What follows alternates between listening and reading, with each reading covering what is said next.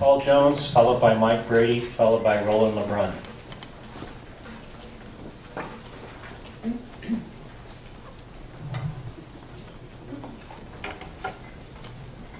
Good morning. I'm Paul Jones from Atherton. I am concerned about the uncertainty of the financing your electrification program.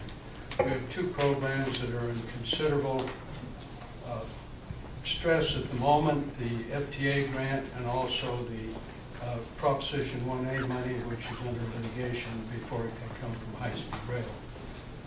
It seems to me it's time for you to start thinking about an alternative future. And in the chart that you've been passed, I've suggested the rudiments of what might happen. Following your electrification program, over the period of construction, it will be very difficult to increase the capacity of the system. You're already considering the cut back on weekends, which is necessary. There will be delays during the weekdays, which we can't predict, but in a construction project of this size, they're bound to happen. So the first opportunity that you would have to increase your passenger capacity would come after the completion of the electrification. And then you can increase for a period of time until high-speed rail comes to fore. And then you have promised to give them 4 hourly departures out of the 10 that are available, which means you will be limited in your growth to 6 trains per day during the peak period.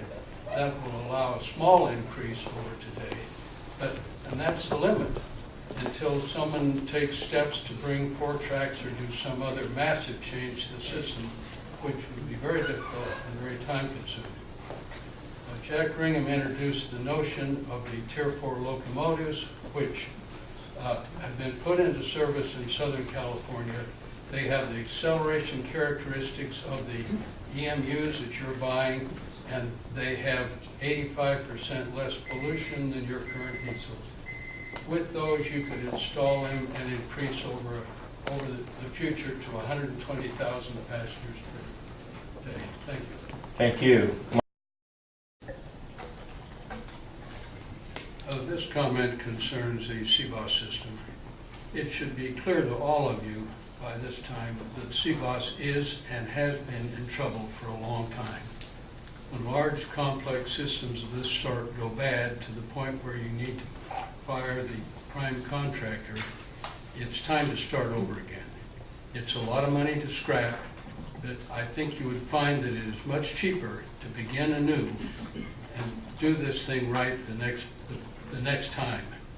Also, a month ago, I recommended that you hire for your staff a person who is competent in railway signaling and control and communication to oversee this project. You need technical staff with you who can manage and make this thing happen.